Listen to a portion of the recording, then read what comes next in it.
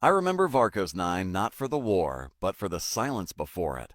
The planet was a wind-scoured hellhole, nothing but cracked basalt, acidic storms, and sulfuric haze that clung to your visor like grief. The kind of place you send automated drones or expendable mercs, not elite operatives. But these Erixians wanted results, and that meant bringing in us. Deathworlders, special forces from the most suicidal planet in the known galaxy, Earth. They didn't say our name out loud, not in their native cliques, not even in translation.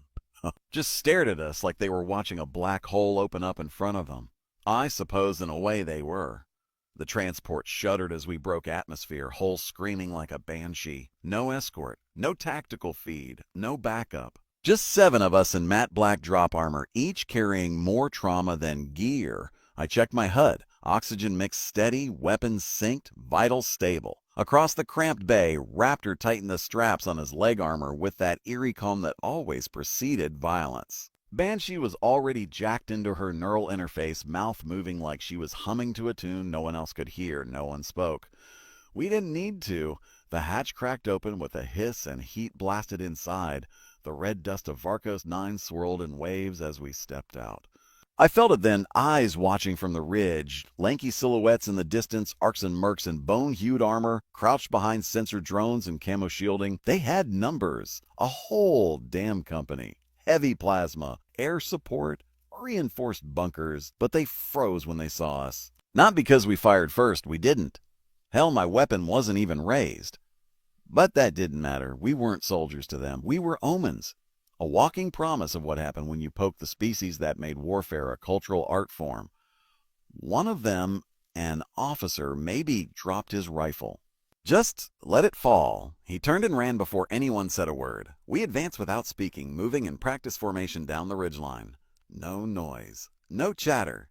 The arcs and perimeter sensors shorted before we even got close, courtesy of Banshee's malware riding the wind on static bursts.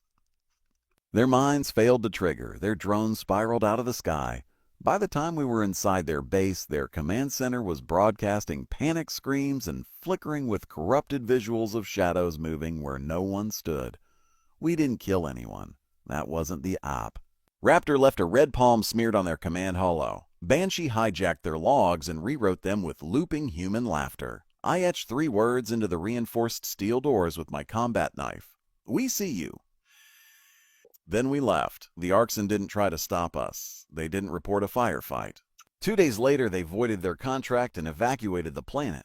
No casualties, no shots fired. And yet every mercenary guild in 3 sectors knows what happened on Varkos 9. They whisper our names like ghost stories, because Deathworlders don't fight wars. We end them before they start. We were declared dead before we even touched the ground. That's how the consortium liked to do things. Clean, silent, deniable. They'd paid a Vorta kill squad to sabotage our transport mid-transit. Plasma charge in the fusion core, set to detonate just outside the Deathworlder Nebula. The explosion lit up 6 systems. Wreckage was collected, human DNA conveniently irrecovered, and a press release went out within the hour. Deathworlder Special Forces eliminated in action.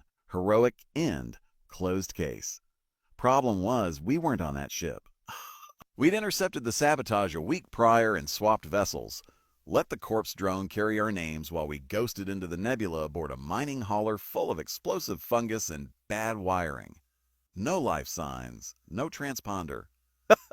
Just 7 angry bastards with unfinished business. The Deathworlder Nebula was chaos, sensor dead, electromagnetic storms, visual distortions so thick even AIs got disoriented. Most species avoided it entirely.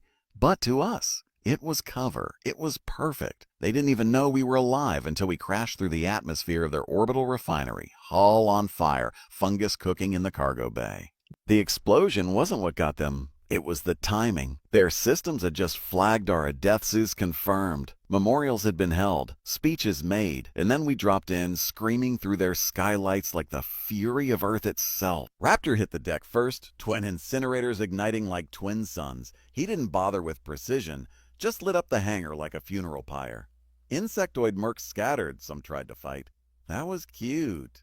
I took the flank with Shrike, our infiltration specialist, cutting through ventilation shafts and side corridors while the chaos bloomed behind us. Banshee, meanwhile, was already deep inside their network, riding the panic like a wave. She didn't just jam comms, she rewrote them. Turned their tactical channels into a feedback loop of Earth War chants and distorted laughter. Their AI tried to shut it down and caught a recursive virus that made it quote Shakespeare and scream in binary. I found their command center mid-AAC. The administrator looked right at me, shaking so bad his exosuit was stuttering he tried to surrender. I didn't say a word, just looked at the self-destruct panel and pressed the cancel override. Let them live. Let them tell the story. We exfiltrated before the structure fully collapsed, leaving behind a burned emblem carved into the deck plating. Our old unit's mark scorched into the alloy by thermite charge. They couldn't spin it. Couldn't explain how the dead had walked into their stronghold, burned it down, and walked out again without a single loss. The refineries remain still glow red in the nebula, an orbiting ghost light. And now, every time a mercenary contract takes someone near Deathworlds, they ask the same question. Are the humans still out there? And no one answers. Because in that place where nothing makes sense and shadows burn, we're not soldiers, we're something worse. We're the proof that death doesn't stop us. They warned us not to stay more than a day on Threll. That wasn't a tactical suggestion, it was survival protocol. Threll wasn't just hostile, it was fundamentally incompatible with sanity. The planet's ionosphere turned solar radiation into atmospheric vibrations, deep, rolling frequencies that drilled into your skull and echoed through your bones. Every second spent on that surface felt like standing inside a screen you couldn't escape. But our mission needed 6 days. So we stayed 6. From orbit, Threll looked like a dead world, charcoal black with ribbons of glowing gas venting from fault lines.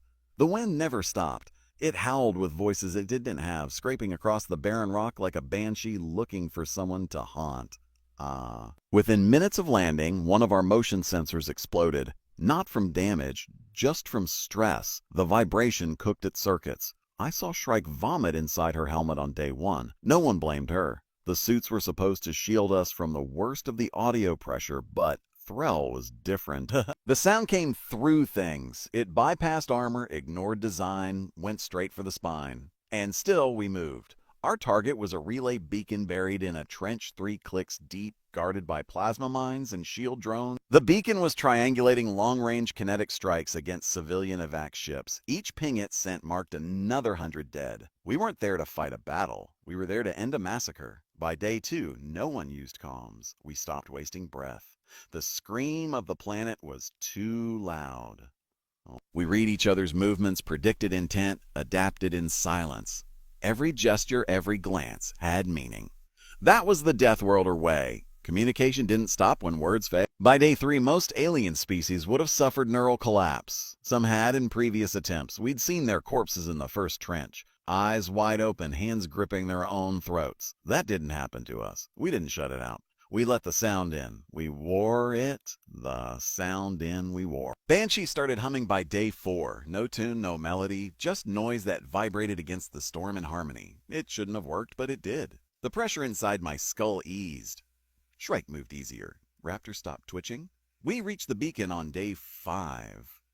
The defenses were still hot, active, fully charged, but we were done playing by their rules. I leapt the first trench while Raptor hurled an overclocked MP rig into the second. The shield drones fried like insects on a bug zapper. Banshee rewrote the beacon's output to transmit a distress signal in the Braltor holy dialect. It bought us 3 hours before the enemy realized they'd been tricked. We left on day 6, dragging ourselves back to the extraction point with fractured armor and bleeding gums. No one spoke even after we breached orbit. The screams of Threll echoed in our skulls for weeks. Sometimes I still hear them. But the beacon never activated again. They say no species goes back there now, not because of the sound, but because of the silence we left behind. Karath was not a battlefield, it was a shrine, sacred ground to the Braltor Dominion, a species of towering, tusked zealots who treated war like worship and planets like altars. Every inch of Karath had been anointed in some ancient rite. Every grain of soil carried a name, a prayer, a curse. You didn't set foot there unless you were Braltor, unless you were ready to bleed for a god. We landed anyway. They sent warnings before we touched down. Not threats, warnings. In every dialect they could translate, they begged us not to defile their holy planet. Even the mercs they'd hired refused to deploy. That was rare. Mercs will fight anywhere for the right price. But not Karath. Not against us. We were told to show respect. I zipped up my armor and spat on the drop ramp. The moment our boots hit the ground, the clouds churned. The Brautor claimed their priests could summon storms through chant, through blood sacrifice, and ritual focus. Maybe it was weather tech? Maybe it was something stranger. Either way, the sky cracked open and rained fire. Raptor grinned. He didn't dodge the lightning. He walked into it. Conductive armor, shielded joints. His silhouette lit up like a demigod in the storm. Twin blades humming with residual charge. I watched their front line hesitate. 12-foot brutes who'd torn through entire battalions of coalition troops, frozen by the sight of a man on fire walking forward like the storm was nothing more than a passing breeze. Shrike slipped through the chaos and began climbing their monolith, some kind of living temple structure grown from crystal and bone. It pulsed with energy, humming in resonance with the thunder. She planted an uplink at the peak and scrambled their whole command frequency. Bralter warriors began shouting different orders at once, stumbling into each other, breaking rank. That's when I moved. I charged their war priest directly, full sprint, shoulder first through a line of lesser zealots who scattered like leaves. He stood twice my height, a living wall of ivory-plated muscle and flowing ceremonial scars. He raised a staff that sparked with planetary charge and brought it down, too slow. I slid under it and drove my knife into his gut. Not to kill, just to prove a point. He felt his knees shocked, not from the pain, but from the blasphemy. His eyes were wide, not with hate, with confusion, with something like awe. I leaned in close, visor touching tusk. War gods didn't stop us. Then I pulled back and let him live. That night we burned no temples. We shattered no icons. We didn't need to. We just left behind one thing. A perfect human bootprint carved into the sacred stone at the temple's entrance. Banshee encoded the coordinates in every data system we touched. And we walked away. Weeks later, we heard the Braltor had excommunicated half their priesthood. Their religion was unraveling. The divine order had been challenged, and not by demons, not by monsters, by men. That terrified them more than anything. We weren't supposed to make landfall on Jorun. That was the agreement. Planetary treaties, fragile, bleeding things, had declared it a neutral biosphere, a diplomatic sanctuary untouched by war, which meant it was the perfect place for backroom deals and black ink betrayals. Every major species had a hand in it. Even Earth signed the accords. But treaties don't mean much when civilians go missing. The reports came in waves. Scientists, diplomats, children vanished without trace. The locals blamed wildlife, atmospheric disturbances, or, when pressed, unseen forces. We intercepted a data packet buried in a transmission from a cargo drone, biosignatures of an extinct species, the Korathi, genocided in the Third Expansion War, now walking around inside a mountain base on Jorun. So they sent us in.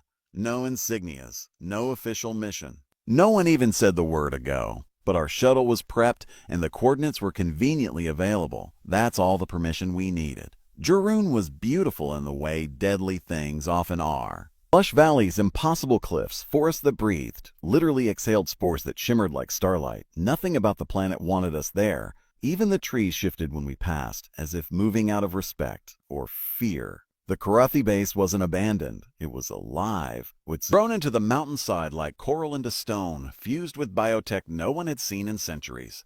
It shouldn't have been there. Neither should the Korathi. They weren't exactly alive. Not anymore. We found the first one in the outer corridor. 8 feet tall, exoskeletal plating fused with metal, eyes glowing with synthetic rage. It looked at us like we were unfinished prey. Shrike dropped it with a neural disruptor, but it didn't scream. It laughed, a broken clicking sound that echoed down every hall. Then the lights died. We fought by memory and instinct.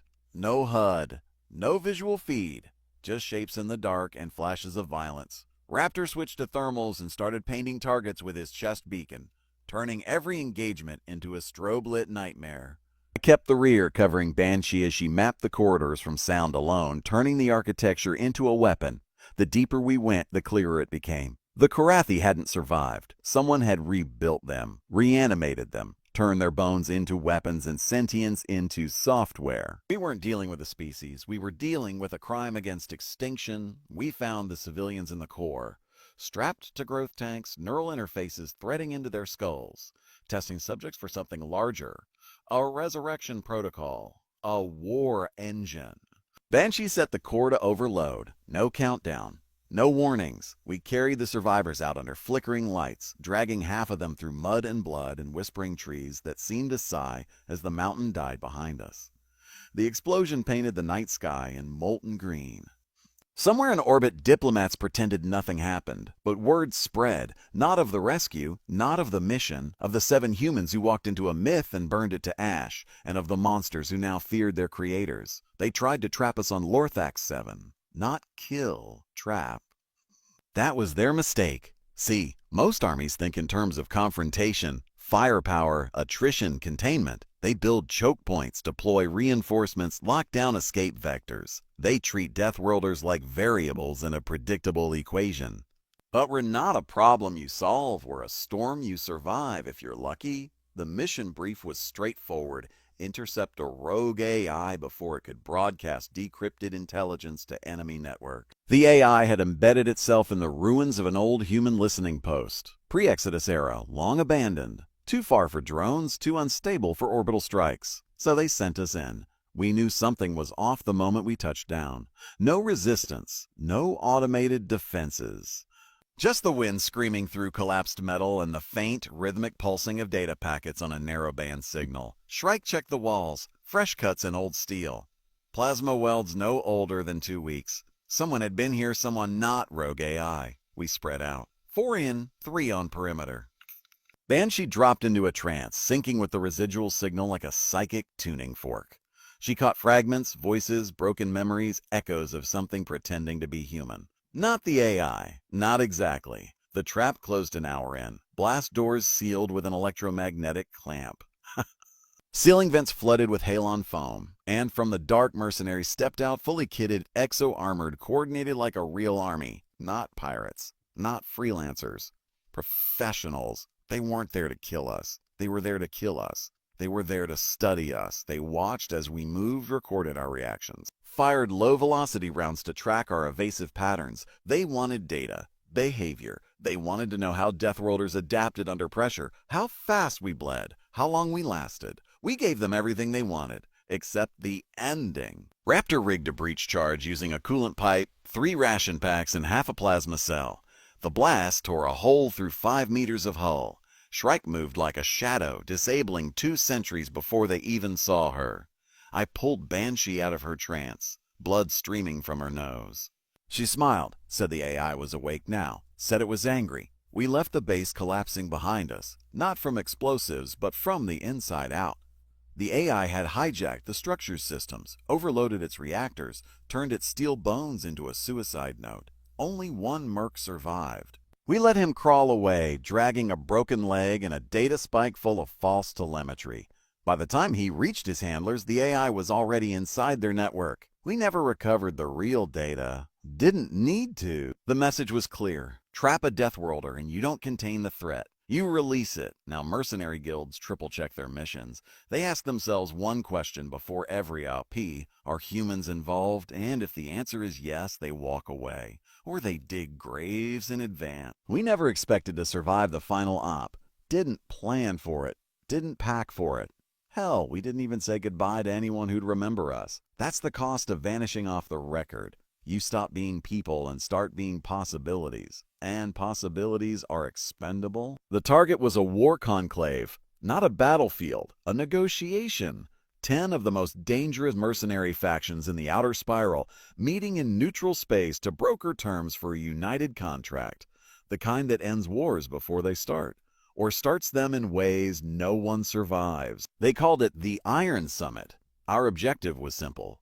Make sure it never finished. The conclave met aboard a mobile dreadnought-class station called the Evermark, parked just outside the gravity well of a dying red giant, shielded from scans, cloaked in silence, floating in a place no sane force would dare approach. But we weren't a force. We were the last card the Earth Directorate was willing to play.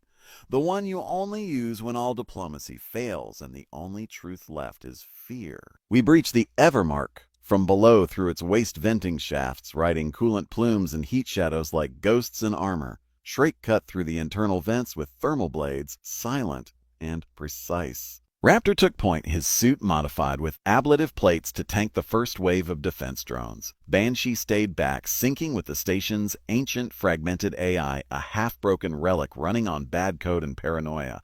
The mercs never saw us coming. They'd set guards, of course. Mine sensors, bio-trackers, but none of it accounted for us. We weren't attacking a position. We were surgically deleting it. We ghosted through their ranks, not as soldiers, but as phantoms. No firefights, no alarms. Every room we left behind had no sound, just silence and a smear of heat on the walls. When we reached the central chamber, when the 10 faction leaders finally realized what was happening, it was too late. I stood in the center of that chamber, rifle lowered, helmet off.